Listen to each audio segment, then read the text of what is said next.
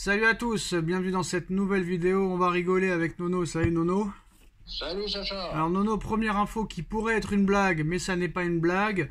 Après avoir remis le championnat de 20 clubs à 18 clubs, après avoir enlevé la Coupe de la Ligue, après avoir enlevé les prolongations en Coupe de France, la Ligue de football professionnel pourrait déjà introduire la nouvelle règle de la FIFA, c'est-à-dire le carton jaune pour expulser un joueur pendant 10 minutes comme au rugby. Mais Vincent Labrune ne compte pas s'arrêter là. À partir de l'année prochaine et de la saison prochaine, Vincent Labrune veut aussi interdire les déplacements de supporters, Nono. Jusqu'où ça va s'arrêter? Alors, moi je vais te dire honnêtement, avec ce qui s'est passé à Nantes, un mort, ça peut plus durer. Ça peut plus durer. Le Grosso qui a été blessé, qui a failli perdre la vie aussi, à quelques centimètres près. Moi, pour l'instant, je serais pour l'interdiction des déplacements pour les supporters. Mais Nono, en quoi Non, mais Nono, il faut que ça s'arrête, il faut que ça se calme. Non, mais ton argument n'est pas recevable parce que quoi qu'il en soit, il y aura des personnes dans le stade, même s'il interdit les déplacements. Nantes-Nice, c'était à Nantes, on est d'accord? Oui. Et le supporter qui est mort, c'est un Niçois ou un Nantais? Je crois que c'est... je sais pas, je sais même pas. C'est un Nantais. Je ne vais pas te dire de bêtises, c'est un Nantais, je crois. Faut s'informer un peu à un moment donné. C'est un Nantais, le match était à domicile, donc ça n'a rien à voir avec les déplacements. Je suis désolé. Oui, et Fabio Grosso, mais... Fabio Grosso, c'était l'entraîneur de l'Olympique Lyonnais. Ça n'était pas un supporter de Lyon qui a fait le déplacement. Donc à l'arrivée, ces arguments ne sont pas recevables. Donc ces mecs-là ne sont pas compétents. Mettez-moi à leur place et le football ira bien mieux. Ils sont pas recevables, d'accord. Mais quand même, Sacha, faut arrêter cette violence dans le football. Il faut arrêter. Oh, où on va là? On va voir un match de foot, on peut y laisser la peau. Faut être raisonnable quand même. Oui, mais ça va rien changer son truc s'il veut interdire les trucs des supporters. Ça n'empêchera pas les supporters de leur propre stade de caillasser les bus des équipes adverses. Et comme je t'ai dit, le Nantais qui est décédé, paix à son âme, c'était un supporter nantais. Le match était à Nantes, donc ça n'a rien à voir avec les supporters adverses. D'accord là-dessus, mais le risque zéro, on est d'accord, il n'existe pas. Mais moi, je dis qu'il y a trop de violence en ce moment dans le football et que c'est peut-être une mesure qu'il faut prendre pour un temps défini. Mais il y a un moment, il faut que ça s'arrête. Oui, mais ça ne changera pas, ça n'arrêtera pas la violence, le racisme dans les stades. Malheureusement, c'est à l'image de notre époque. Moi, je serais Labrune, je ferais un championnat à 10 clubs, c'est encore mieux. Et le carton jaune, 10 minutes d'expulsion comme au rugby, pour ou contre? Là, je suis contre. Là. Si on veut dénaturer le football, faut continuer comme ça. Hein. Alors déjà, tu as des arrêts de jeu sans fin. Après, on va te faire le joueur expulsé 10 minutes. Le foot, c'est pas ni le hand, ni le hockey sur glace. Faut arrêter, là. Faut arrêter.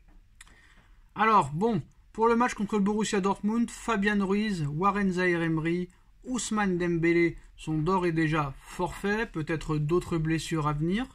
Marquinhos incertain, Kipembe, Nuno Mendes indisponible. Le Borussia Dortmund hier, Nono, qui a réussi à tenir tête au grand Bayer Leverkusen de Xabi Alonso. C'est seulement la deuxième équipe qui arrive à prendre des points au Bayer Leverkusen cette saison, que ce soit en championnat ou en Europa League. Plus de 68 buts inscrits, seulement 16 encaissés. Et le Borussia Dortmund, Nono, a réussi à prendre un point à Leverkusen. En plus de tous les blessés qu'a le Paris Saint-Germain, est-ce qu'il y a gros danger et grosse inquiétude à avoir pour le match contre Dortmund? Il y a danger de chez danger. Ils sont sur une belle série. Ils sont bien en championnat. Ils sont bien en Ligue des Champions. Là, au Bayer Leverkusen, ils arrivent quand même à faire jeu égal. Oui, il y a plus que danger. Il va falloir faire très attention. Il va falloir un grand pari pour passer, quoi qu'il arrive. Alors, Monsieur Enrique n'est pas inquiet. Il a donné 2 jours de repos à ses joueurs. Surtout que tu joues samedi en plus de ça. 1 jour et demi, j'aurais pu comprendre, mais 2 jours. Il fait un peu comme les autres entraîneurs avant lui. Moi, j'ai jamais vu vraiment une équipe au mois de décembre avoir 2 jours de repos, surtout avant un match de championnat un samedi. Mais bon, je suis pas l'entraîneur du Paris Saint-Germain, malheureusement pour eux. 2 jours de repos, c'est pas un peu trop, Nono? Oh, bah ça, là-dessus, j'ai pas trop d'avis. Bon, bah, je pense qu'il rejoue que samedi. Samedi, bon, bah, il y a de quoi faire. Non, non, là-dessus, je te suis pas.